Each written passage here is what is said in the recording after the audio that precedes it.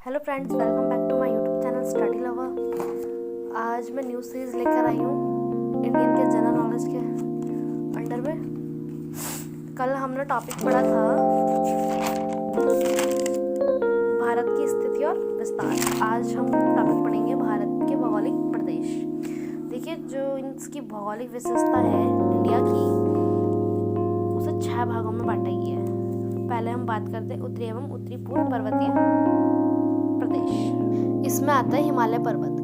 हिमालय पर्वत विश्व का सर्वाधिक ऊंचा पर्वत है।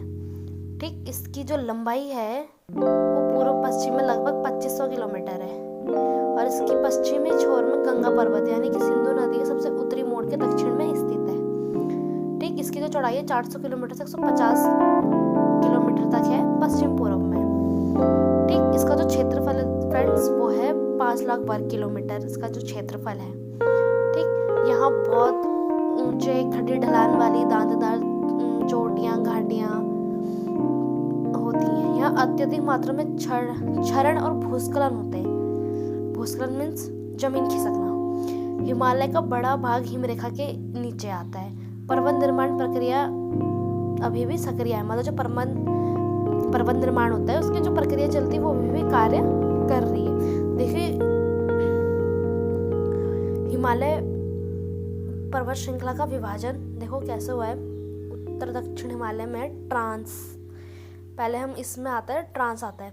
देखो, इसका अधिकांश भाग तिब्बती होने के कारण तिब्बती हिमालय कहलाया जाता है। ये जो ट्रांस है ये हिमालय पामीर से शुरू होता है।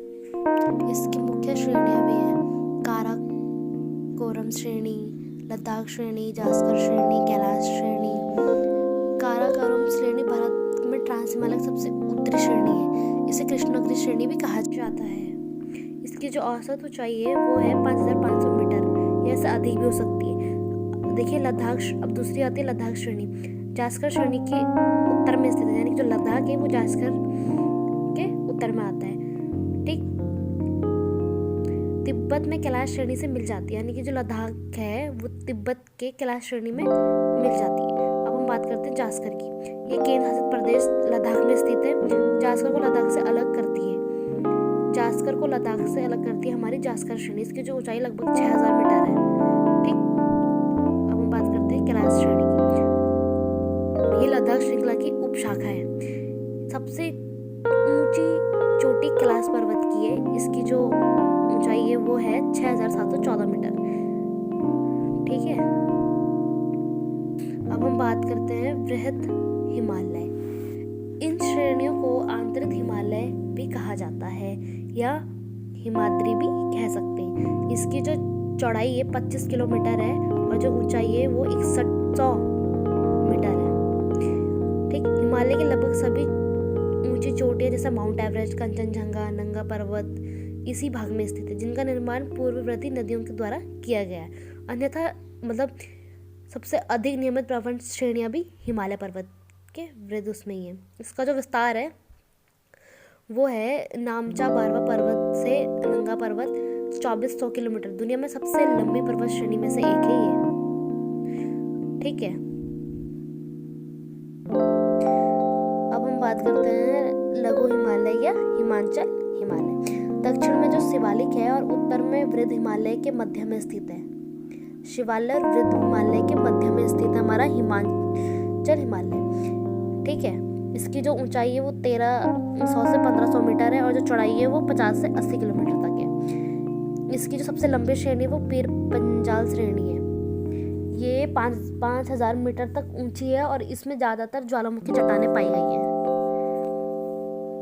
सबसे महत्वपूर्ण श्रेणी इसमें धौलाधर और महाभारत श्रेणी है। धौलाधार हिमाचल प्रदेश में पीर पंजाल और रावी नदी के द्वारा इस श्रृंखला को काटते हैं। एक मसूरी की श्रेणी में सतलुज और गंगा नदी को अलग करती है। ठीक, अब हम बात करते हैं उप हिमालय यानी कि शिवालिक की। देखिए, इन श्रेणी को बाह्य हिमालय भी कहते हैं। इसकी जो चौड़ाई है वो हिमाचल प्रदेश में 50 किलोमीटर है और 50 किलोमीटर से अरुणाचल प्रदेश में 15 किलोमीटर तक है। यानी कि ये हिमाचल से अरुणाचल प्रदेश तक है। इसकी जो औसत ऊंचाई है वो 900 मीटर से 1500 मीटर है। ठीक है, ये पंजाब और हिमाचल प्रदेश का दक्षिण ढलान लगभग जंगल विहीन क्षेत्र में भी है, मतलब पाई जाती है। देखिए, शिवालिक के भिन्न नाम हैं अलग अलग स्टेट में। जम्मू क्षेत्र में जम्मू पहाड़ी, दाफला मिरी ओवर और मिश्री पहाड़ी में अरुणाचल प्रदेश, डांग श्रृंखला और डुंडवा श्रृंखला उत्तराखंड, चूरिया घाट पहाड़ी नेपाल। ये शिवालिक के नाम है और क्षेत्र है। ये देखिए। ओके फ्रेंड्स, हमारी सीरीज यहीं पे कंप्लीट होती है। नेक्स्ट कल मैं सीरीज लेकर आऊंगी नेक्स्ट डे उत्तर का विशाल मैदान।